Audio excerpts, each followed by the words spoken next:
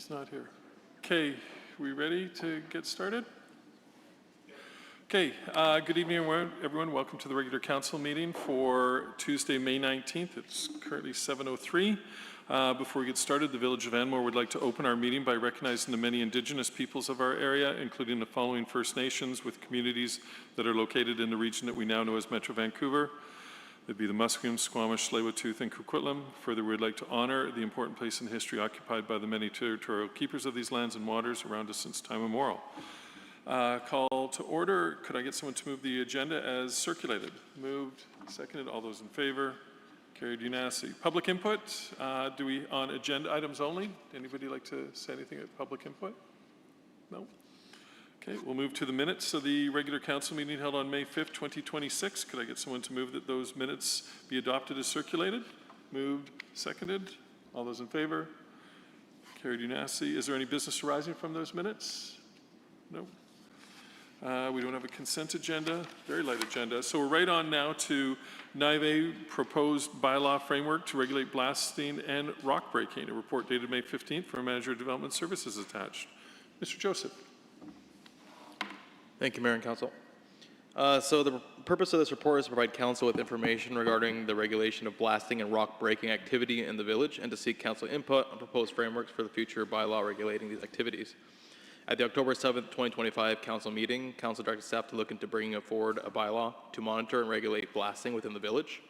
In response, staff has reviewed bylaws from several municipalities across British Columbia to better understand the practices currently being used to regulate blasting and rock breaking. So staff found that municipal approaches vary from detailed technical permitting systems with heavier municipal oversight to more limited frameworks with less complex permitting requirements. So staff are seeking council direction on the appropriate scope and level of regulation suitable for Anmore's context. So under the community charter, municipalities have authority to regulate the use of explosives, the removal and deposit of soil or other materials, and nuisances or disturbances affecting community well-being. Blasting and rock breaking are not always treated the same. Blasting involves the use of explosives, whereas rock breaking may involve drilling, hammering, or rock splitting without using explosives. So as a result, municipalities often regulate rock breaking through soil removal bylaws or through noise control provisions rather than explosive use regulations such as a blasting bylaw. Some municipalities use separate bylaws for blasting and rock breaking, while others combine them into a single comprehensive framework, such as those of West Vancouver. The review undertaken by staff was focused specifically on regulating blasting and rock breaking activities, particularly as they relate to noise, disturbance, timing, safety, vibration, and communication with nearby residents. While some municipalities regulate blasting together with broader soil and rock removal provisions, considerations relating to the removal of soil or rock were not included within the scope of the staff's current review. That said, Council may choose to incorporate broader soil and rock removal considerations into further bylaw framework at Council's discretion, should there be an interest in exploring these matters. Whereas the primary objective is to address concerns related to noise and disturbance of blasting and rock processing, besides a bylaw regulating blasting and rock breaking, there may also be an alternative approach to explore further amendments to the existing noise control bylaw to establish a permitting structure specifically for blasting or rock breaking noises, together with requirements for advance notification to surrounding property owners, as well as set hours and duration of such activity. Beyond general noise concerns, a blasting bylaw can establish requirements related to technical safety standards, vibration monitoring, notification procedures, hours of operation, insurance requirements, professional oversight, and enforcement mechanisms, and depending on the scope of requirements, could become a bit more technical in nature and require additional staffing resources. Staff are therefore seeking input on whether Council wishes to pursue a more comprehensive blasting or rock control bylaw to regulate technical requirements or blasting activity, or alternatively, a more focused noise control and notification approach to regulating bylaws or blasting bylaws. Staff are therefore seeking input. Staff are recommending a narrower regulatory framework, focusing on minimizing disturbances to nearby residents to ensure advance notification and establish limited but practical operating and safety requirements. So the focus of the review and the recommendations are based on provisions commonly used by municipalities across BC that may be considered for inclusion in a future blasting or rock breaking bylaw framework. These include minimizing disturbances to nearby residents, as well as advanced notifications and practical operating and safety requirements.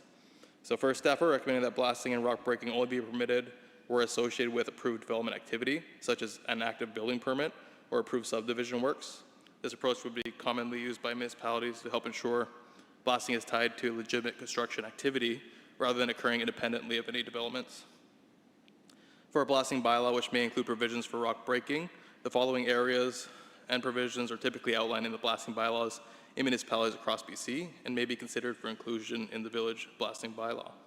So staff are recommending that blasting and rock breaking be permitted.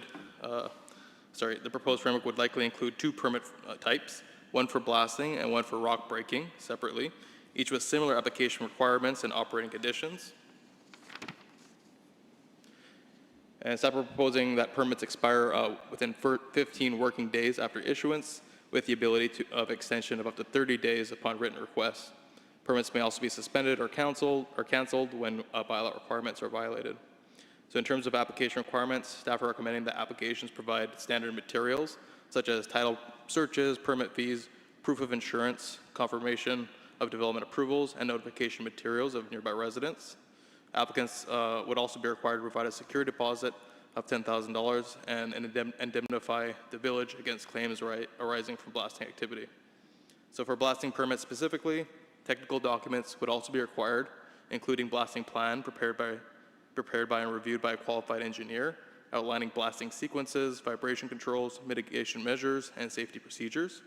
The report also outlines a number of recommended safety requirements. These would include compliance with WorkSafe BC regulations, public safety control measures, warning signals, post-blast inspections, vibration monitoring, and mandatory reporting requirements where excessive vibration, damage, or injury occurs. Staff are also recommending restrictions on hours of blasting and rock breaking to reduce disturbances to nearby residents.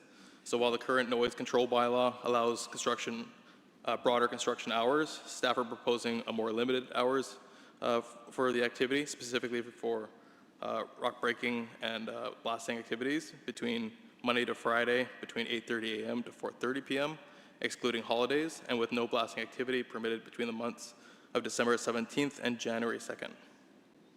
With respect to communication and public notification, staff are recommending that written notice be provided to affected property owners and occupants within 100 meters of the blast area, as well as schools within 300 meters where applicable. Notifications would identify the nature of the work, expected timelines, safety measures, contact information, and procedures for reporting concerns or damages. So at least 48 hours would be given notice to affected owners prior to commencement of blasting, and at least a 7 days notice given for any project expected to continue for more than 2 days. Regarding inspections and complaints, some municipalities require extensive pre- and post-blast inspections of neighboring properties to facilitate damage reporting and remediation requirements. Staff are recommending a more limited approach where responsibility for damage claims primarily between the property owners. Blasting contract are primarily between the property owners, blasting contractor, and insurer. So staff do recommend that excessive vibration events, property damage complaints, rock falls, erosions, landslip, or related hazards be formally reported to the village. The report also outlines possible penalty structures, so fines could be incorporated into the village's bylaw and notice enforcement bylaw, and generally align with existing bylaw offense amounts. Alternatively, council could consider higher penalties, similar to those municipalities such as Balcarra, where fines may range up to $2,500 to $10,000 per day for ongoing offenses. So at this stage, staff are seeking council input regarding the proposed direction, scope, and level of regulation prior to preparing a draft bylaw for future consideration.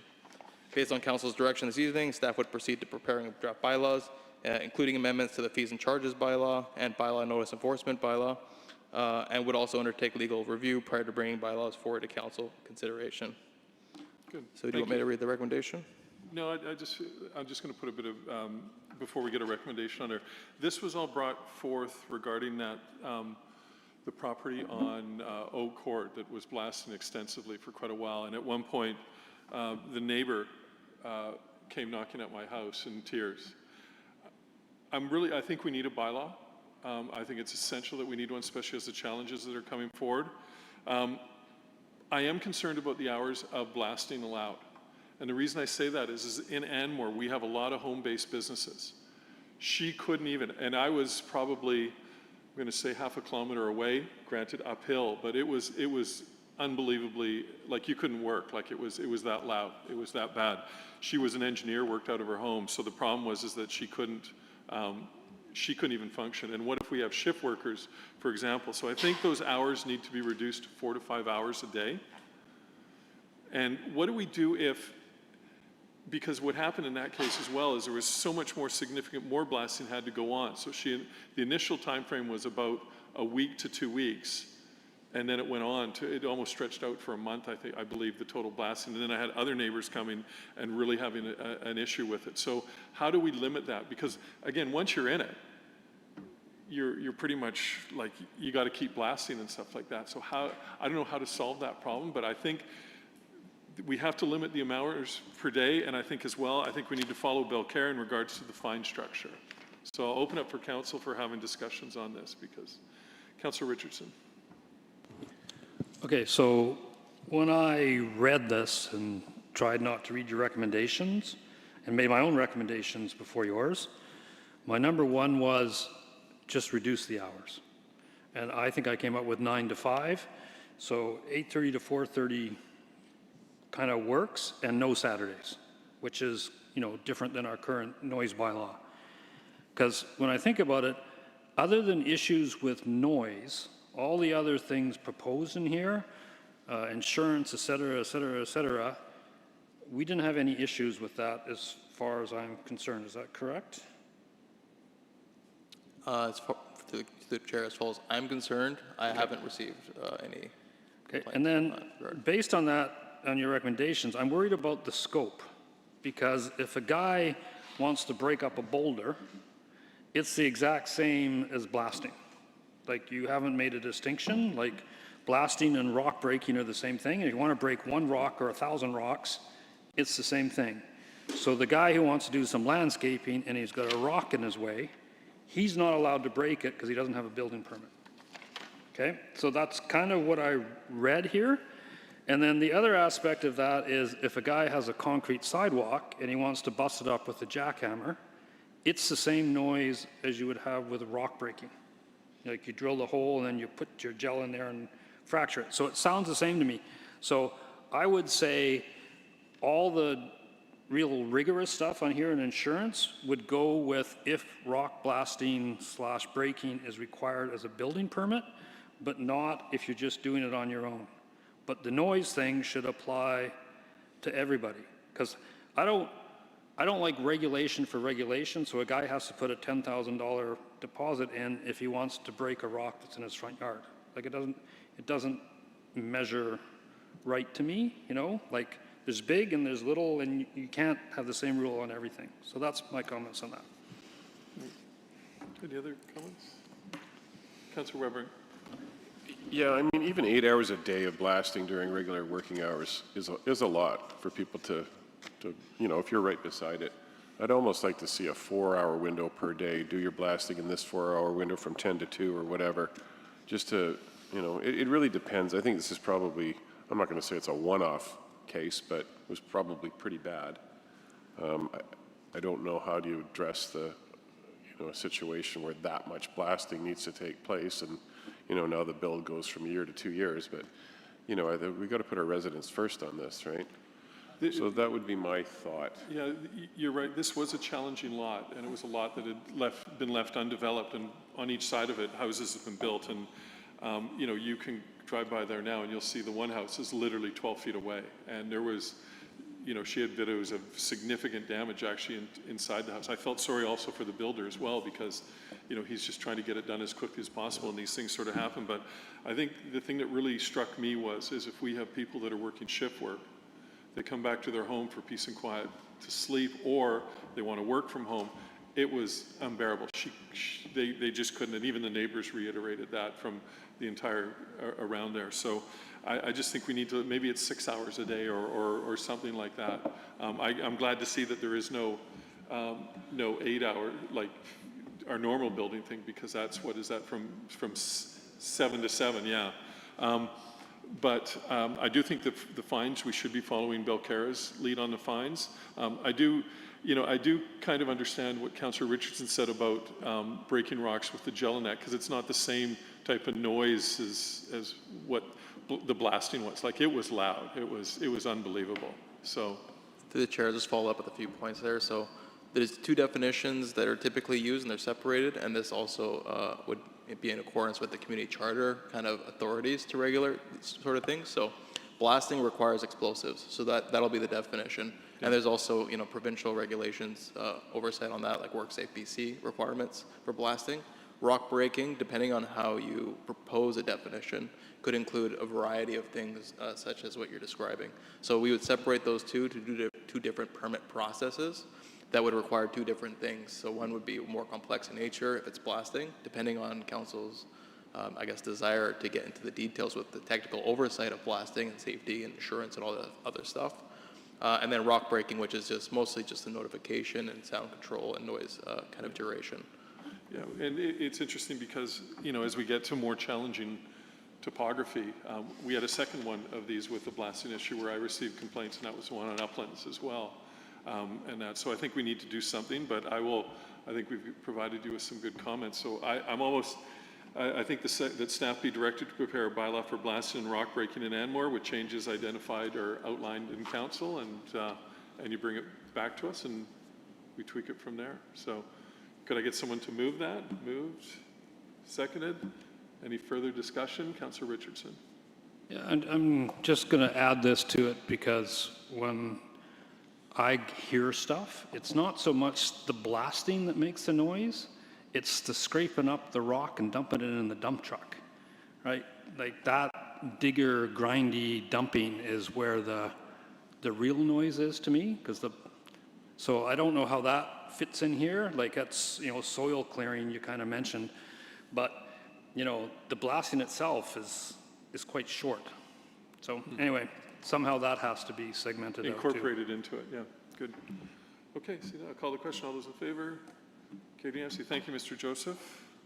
We'll now move on to the draft OCP bylaw amendment, bylaw number 722-2025 infill policy update, report dated May 15th for Manager of Development Services Dash. I will be recusing myself as I have throughout the whole infill. I have not been part of any of the requirements or stipulations regarding infill, so I will be recusing myself while that discussion goes on. So we've got some checks to sign.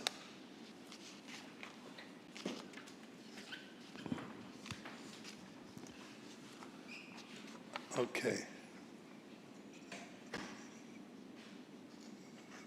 So, we good to go? Are you going to read the report? Yep. So thank you, Councillor Trowbridge. So this report presents draft official committee plan amendment bylaw 722-2025, which proposes updates to the infill development policy, RLU 16, and supporting infill development policy number 61. So just before I start, I just want to point out an error at the bottom of the page of the report. The last bullet of the CAC section, that'll be page 26 of the agenda. I'm not too sure for the councillor agenda. Anyways, the CPI index value should read $189,633.14 rather than the $213,409.78, just for point of clarity. Okay, so this work follows council direction from May and September of last year, where staff were directed to review the infill policy and propose amendments in relation to the average slope requirements, shared access driveways, panhandle lots, and community amenity contribution targets. It was identified that some of the current eligibility criteria in the OCP policy RLU 16 may be limiting infill opportunities on lots that would align well with Anmore's existing infill development goals. The proposed amendments aim to provide greater flexibility while maintaining clear standards for preserving the semi-rural character for infill lots. So the amendments have also been reviewed for consistency with both the current OCP and for the proposed OCP bylaw 726-2025 in regard to legislative housing updates, which received third reading recently. So there are four main areas of changes. So first, in regard to minimum lot size for the OCP policy. So currently under number 2 of the policy, lots need to be close to 1 acre to qualify for infill. So the amendment would include a new category for eligibility for smaller lots with a minimum size of roughly 2,800 square meters, but only where they have a frontage onto two separate parallel highways, such as lots between East Road and Leggett Drive.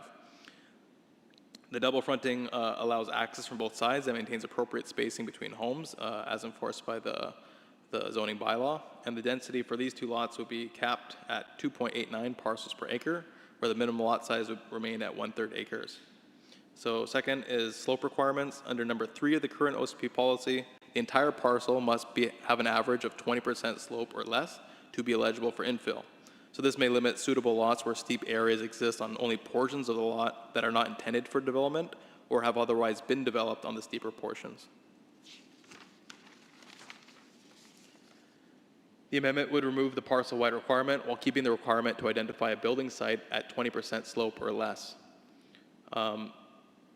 Number 3, panhandle lots and access alternatives. So number 6 of the current OCP policy, RLU 16, also requires eligible lots to have a minimum frontage of 50 meters on a public highway. The proposed amendments to policy RLU 16 would permit lots with a frontage of 25 meters or greater to be eligible for infill, where an access easement or a shared driveway is proposed in accordance with the proposed updates outlined in the infill policy number 61, which I'll get to soon. In summary, the proposed changes of the OCP policy include a new minimum lot size of 2,800 square meters for parcels that double front onto public highway, removal of the average 20% slope requirements for lots to be eligible for infill, and permit lots to have a frontage of 25 meters or more if they adhere to the requirements for alternative accesses, such as those shared driveways as outlined in the infill policy. So the proposed updates to infill policy number 61 are as follows. In section 1 of the policy, the new density of 2.89 parcels per acre for double fronting lots were included. In section 2, panhandle lots are permitted where supported by section 5 of the policy, and clarifies that the minimum lot size will not include the access strip to the panhandle lots. For panhandle lots or lots using a shared driveway through an access easement, section 4 of the policy permits exemptions for the 25-meter frontage requirements for new lots where they are consistent with a set of requirements again outlined in section 5 of the policy, and where each lot has a minimum parcel width and depth of 25 meters to maintain separation and green space between homes. Additional clarifications specify that the minimum width and depth for panhandle lots will not include the access strip. So staff consulted the Saskatoon Volunteer Fire Department for minimum emergency access considerations for panhandle lots or lots accessed by a shared driveway. These considerations were incorporated into the requirements in section 5 of the policy and would be enforced by covenant on title. So the requirements in section 5 are that panhandle lots have a minimum access strip of 7.5 meters as per the zoning bylaw. Both panhandle lots and shared driveways have a minimum of 6-meter wide paved access and have a maximum driveway grade of 12%, have adequate overhead clearance for emergency vehicles. This may include tree management and arborist support to confirm, have visible address signage from the highway, and permit only one lot to be created using an access easement or shared driveway. In addition, each lot with a frontage of less than 10% of the parcel perimeter would require a frontage waiver of the LGA, Local Government Act requirements as approved by council on a case-by-case basis. And lastly, where council sees fit, each infill application may be referred to the fire department for comment. So fourth, community amenity contributions. With the Anmore Community Hub now complete, we've updated the priority amenities list to replace the municipal hall with park enhancements and parkland acquisitions that align with the park's master plan. So regarding the recommendations of the original CAC study report in 2017, council may wish to commission a new land lift study or adjust for inflation based on annual CPI indexing starting from the year 2008, which would bring the CAC target value to $189,633.14. Council may wish to direct staff to update the CAC accordingly, but the policy as it is currently proposed maintains the $150,000 value established in 2018. Consultation requirements, section 475 and 476 of the Local Government Act require consultation with organizations and agencies that council considers may be affected by the OCP amendments. We recommend referrals to the Village of Blackcara, City of Port Moody, School District 43, and Metro Vancouver. All responses received will be compiled and presented to council as part of a public hearing package at a future meeting date. So I have a recommendation, if you'd like me to read it, or would you, yeah. So the recommendation is that the Village of Anmore Official Committee Plan Bylaw Amendment number 722, 2025 be given first and second reading, and that Anmore Official Committee Plan Amendment Bylaw number 722, 2025 be referred to the following committees as it relates to the mandate of each committee, and that in relation to the Village of Anmore Official Committee Plan Bylaw Amendment number 722, 2025, amendments associated with the proposed updates to policy RLU 16, infill development, Council will provide the following additional opportunities it considers appropriate for consultation with persons, organizations, or authorities it considers will be affected, including the municipalities of the Village of Bulkera and the City of Port Moody, School District number 43, the Greater Vancouver Regional District of Metro Vancouver, and the Coquitlam First Nation, and that all information resulting from Section 475 and 476 referral and received by the village will be brought forward to Council as part of a public hearing package, and that a public hearing be scheduled following the referral process.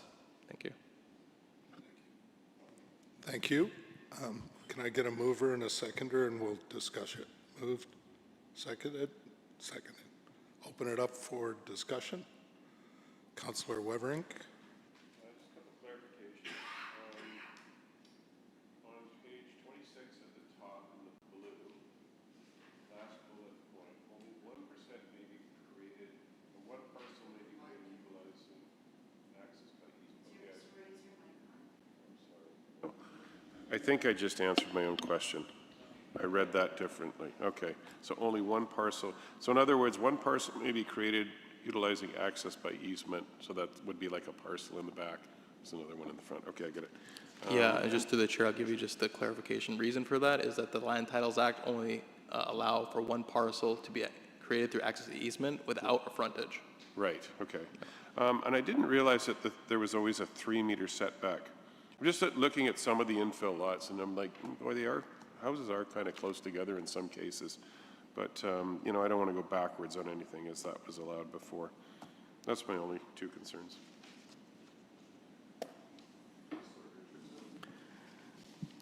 Okay, so I'm fine with the smaller lots bounded by 2 roads, makes sense to me. The 20%, I forget what that was about, the 25 for the panhandles, the front. When I look at your picture on page 25, like there's 2 cases there. One's got 25-meter frontage and one's got 50-meter frontage. And the one with the 50-meter frontage makes for a really big lot. So one lot is half the size of the other example, which doesn't really make sense to me. So I'm a little confused by that. Do you get what I'm saying? Yeah, to the chair, I think I know what you're saying. So the one with the 50-meter frontage, is that with the panhandle parcel? Yeah. Yeah. And the one with the easement is with 25 Correct. is the same. Yeah, so for the infill policy for RLU 16, the OCP policy, the clarification is that the 25 meters would be allowed for easements, whereas for panhandle parcels, the 50-meter requirement is still governing the panhandle. But I guess my concern is that the 50-meter frontage, half of that is the same size as a 25-meter frontage, like with both parts. Like there's a factor of 2 somehow missing in all this, which I don't quite understand. Maybe I'm not explaining it very carefully. But one's 50 by 50 meters and the other one's 50 by 25 meters. Do you get what I'm saying? Yeah, I think what you're driving at here is it's like in reality they kind of look the same in terms of one has an easement, one has a panhandle. The panhandle has 50 meters of the frontage. What's the real difference between these two things? Because in reality they kind of look the same. Is that close to where you're heading towards? Maybe we can discuss it after, but one lot is twice the size of the other lot, and we have this thing that they have to be an acre in size plus a little bit, and there's not roads on both sides of these, so they should be an acre, and the numbers don't make an acre, is my issue. So through the chair, is the consideration that maybe the frontage does not have to be 50 meters for panhandle parcels, and it could be reduced as well to 25? I don't quite know what's being explained here, but because the lots are, one's half the size of the other, I don't see how it would be allowed to have infill. Like, if one's an acre, the other one's half an acre. If one's an acre, the other one's 2 acres. But they're both not the same size. Yeah, and so between the two figures, really the size wasn't a question in terms of the representation of the illustration. It's mostly just to say that for easements, a 25-meter highway frontage would be required, as well as the width and depth would have to be achieved. And then for the panhandle, the 50 meters with a 7.5 meter sort of panhandle access strip would be required. Okay, so based on that, I'll take the 25-meter numbers off, except for the frontage. Now it makes more sense. And then if we're fundamentally reducing to some degree the frontage, I'm always concerned that we have this hard set 50 meters, and if you're 49.5, you're out. And what this is saying, you know, if you're 42, you're in, right? So there's some scale or something that has to be applied to kind of make it more fair. I'm all for the panhandle lots. Like, somebody's built their house up front, I think they should be able to build in the back, as long as fire says, you know, it's all okay, as was outlined the addresses.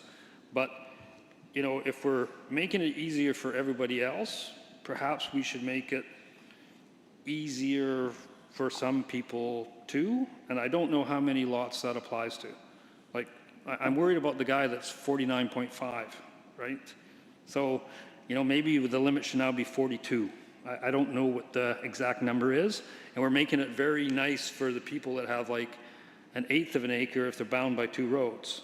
Like, there's, you know, like, it's hard for me to say you're in, you're out for half a meter, especially if somebody who has less is also in, if that makes sense. Yeah, it makes sense. Through the chair, so I think part of the discussion for previous council recommendations was that it was more hardline regulation so that there isn't a shift in goalposts. So I understand, and from a practical perspective, it makes sense.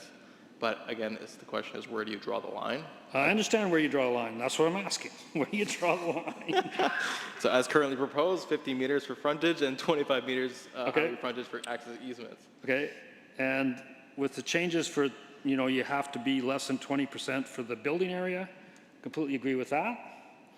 I disagree with the 12% for driveways. And I say that because we're allowing 15% roads. So if you can have a road that's 15%, how come you can't have a driveway that's 15%? Yeah, I mean, so this comes from consultation with Assessment Volunteer Fire Department, where they don't want to see access easements or sort of panhandle lots with a grade of more than 12%. But I would say it sort of lends to the greater policy of identifying building sites of 20% or less for building sites. If we're building roads 15% grade, you know, more than likely you won't have a site that you can identify 20% or less potential buildable area either. So it's this context. So there is some properties that are more flatter than others that have, you know, an average lot that's 20%, but there's still 20% of the buildable site that is achievable. So I mean, this is based on referral from the fire department. It's council discretion on the policy. Okay, but we're allowing subdivisions with 15% roads, so they can get up that. And 12% is less than 20%. Like, if the fire department says no, I'm okay with it because they're narrow or something like that, or they have to park on them, and they can't, you know, park their truck across them because they're too narrow.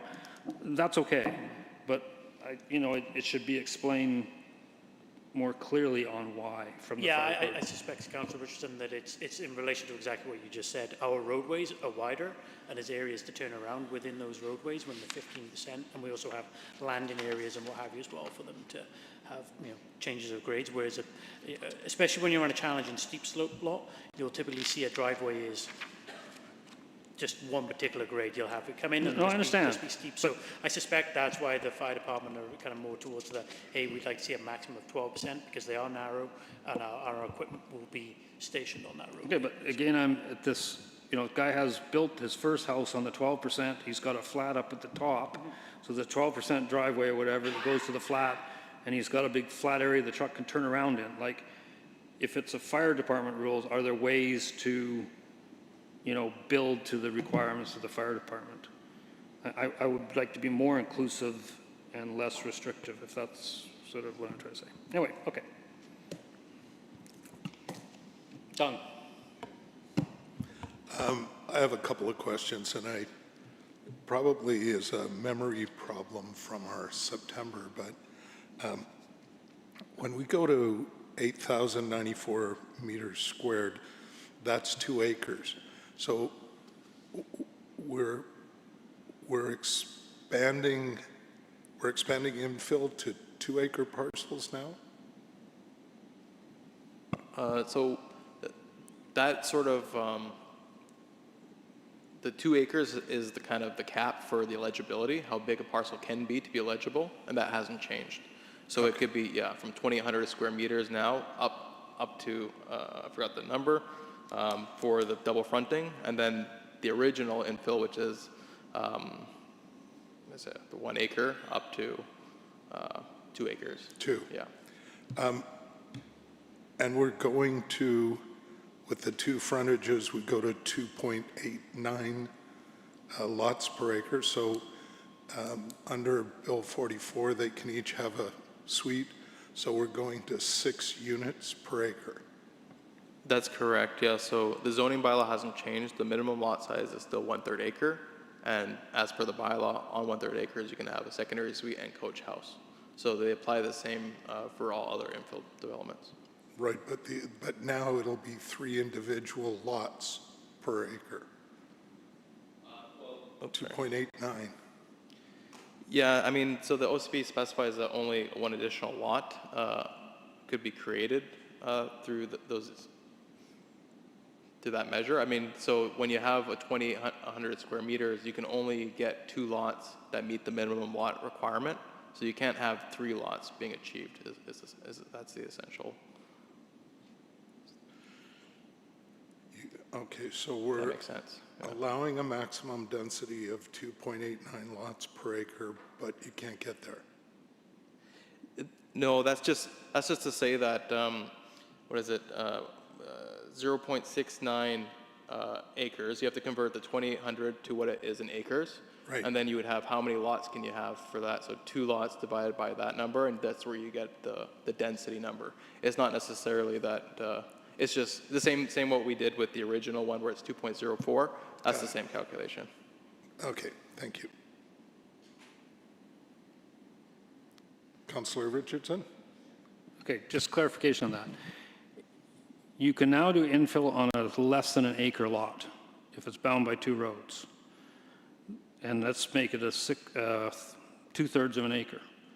Now you've got 2/3 of an acre. Each of those can have 3 units on them.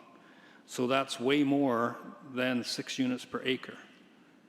He's right, it's 9 units per acre density. So the OCP would not allow that. Am I missing something just on math? So in the zoning bylaw, I don't have it open in front of me. I'm pretty sure when we reviewed this previously, in terms of 1/3 acre, you could actually only have the primary unit and a secondary unit, because there was a sliding scale for allowing the 3 units. You had to be a certain size where you could have. So it's a 1/3 acre. Is 1/3? Yeah, Okay. so you can have a house, a suite, and a carriage house on a 1/3. Below that, you can't. And the sliding scale on the side of the coach house gets bigger as you go up to a full acre. So on a 1/3 of an acre, you can have 3 units. Yes. So if you do this and divide 2/3 of an acre, because a road on each side, or a 0.8, you end up with more, potentially, based on the current zoning bylaw, than 6 units per acre, which would violate the OCP. I think that's what you were getting at. That's how I see it too. So does the OCP then forbid it, or does the zoning bylaw get modified to say, if it's an infill lot like this, you can't do that, or something? That's it. Let me get back to you on that. Okay. Because based on that, and that's how I saw it too, that's what I was questioning. And based on that, this is far greater density than any CD development that's been proposed. We want to be a little bit cognizant of that. Yeah, so not what is achievable, again. So again, you can only, well, yeah, I suppose on the acre basis, yeah. So, We'll get back to you. sorry, Councillor Wevering? Yeah, just the history on it. The whole idea was to take an acre and subdivide it into 2 lots. So if you wanted to create a third of an acre and you had 2/3 left, that 2/3 was no longer subdividable. So at the time, on an acre parcel, however it was divided up, you had 4 units per acre. Now the government comes along and forces us to have 6. But if you're saying that a 2/3 of an acre lot is infillable now we're looking at potentially 9 units per acre, which was never anticipated.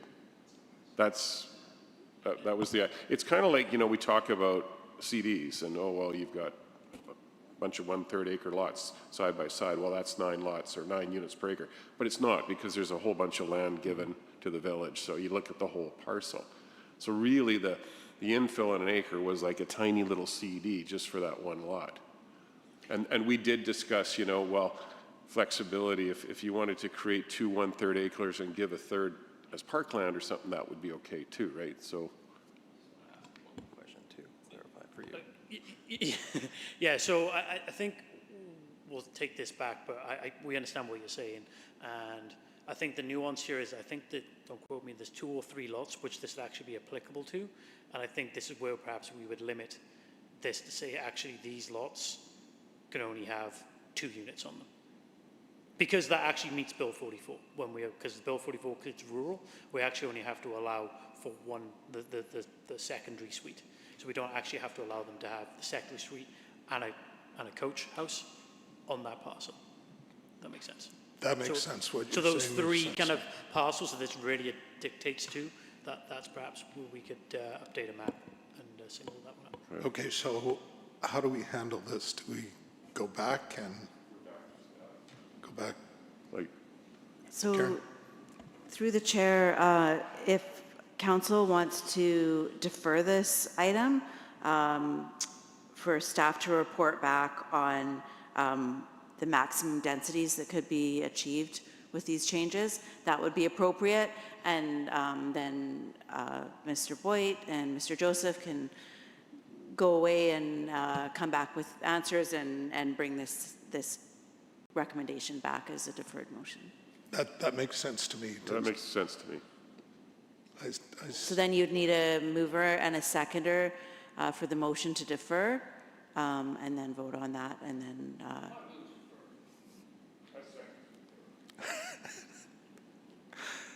Okay, so I'm going to call the question on deferment then. All those in favor? Aye. Perfect. Unanimous, thank you.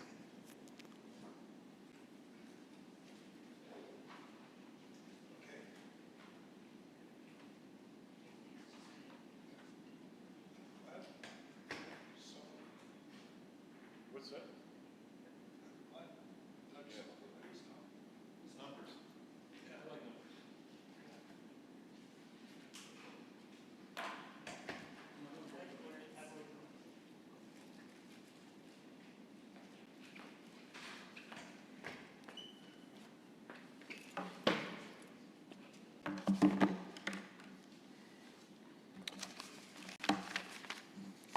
Okay, we'll move on. We're at 11A, 2026 UBCM Convention Council's attendance and meeting request, memo dated May 15th, 2026 from our corporate services attached. Ms. Essen. Thank you. Through the chair, I just brought a quick memo to see if the council is interested in directing staff to book any meetings with either staff or ministries that are attending UBCM. We would be happy to receive direction with the purpose of a meeting and the ministry that we're asking from. Thank you. I believe that we have, because BC Hydro reached out to me, we have a standing meeting with them, with BC Hydro. I don't think they're part of the ministerial meetings. They would be part of the staff, but I will have to double check. I'll forward you the Okay. invite and that, so. We normally have a standing one that we normally attend and that, so, okay. Any thoughts on anybody wanting to set up any UBCM meetings? Councillor Weber? Not at this point, but can we, in the next month or so, if I have, it's got to be soon? Okay, I don't currently have anything then. Okay, I'll move on. Mayor's report, a couple things. This last weekend, BC Hydro, the plan for Bunsen Lake was in place and seems to be functioning well. I heard no complaints regarding this past long weekend. Me and my other councillors attended the POCO May Day, which was a fantastic day as always. POCO does an incredible day in regards to the event, and during that day as well, we had the Anmore Community Market, which was a big success as well. Lots of people here. We were here for quite a few hours. And then I just wanted to mention as well, this is this past Thursday, at the request of our MP, Royer, she set up a Teams call with some of Gregor Robertson. Now, Gregor Robertson is the Minister for Housing and Infrastructure. I know Gregor quite well with being on the Metro board as well. We graduated from the same school, so I will be making sure to reach out to him. But anyway, she set up a meeting about funding for the new fire halls. Apparently there is a growing opportunities fund that for projects like this that offers up to 40% funding, which so in our case would be about $8 million towards the project. So we're getting all the paperwork in place to be able to apply for it. Mayor Ross was on the call as well, and then like I said, quite a few of MP Gregor Robertson's staff were on there as well, saying the need, and we went through it. Brent Smith from Metro was on it as well and did a great presentation. I will be seeing Gregor tomorrow. I have a meeting with the Prime Minister at 7 a.m. in the morning, so I'm pretty sure he'll be attending, so I'll certainly be bringing it up to his attention. So that's all I have for the Mayor's report. Any Councillor's report? Councillor Richardson. I also attended the market event here, the community market, and not so much from what was being sold and stuff, but I thought from a community event, it was very community-ish, which I thought was nice. So it was good to see everybody out, well attended and walking from all over the village. So I really quite enjoyed that. No. Okay, I'll move on to the Chief Administrative Officer's report. Ms. Elrick.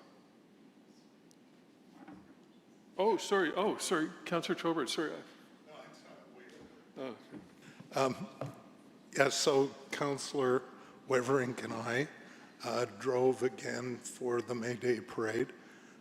It was super well attended. The streets were packed. It was a great event, and I think Councillor Weverink went back later, in fact, didn't you?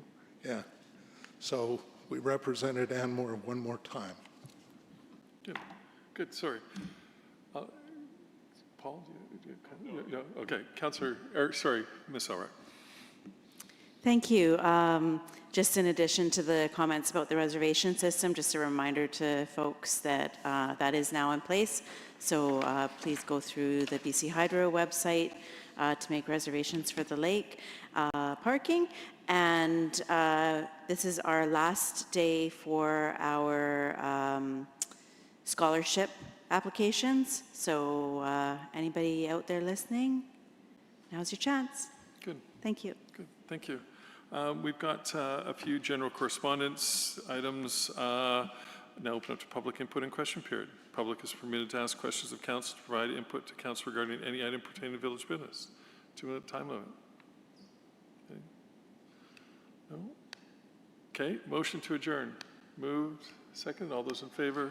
Carried unanimously. Thank you everyone for coming out.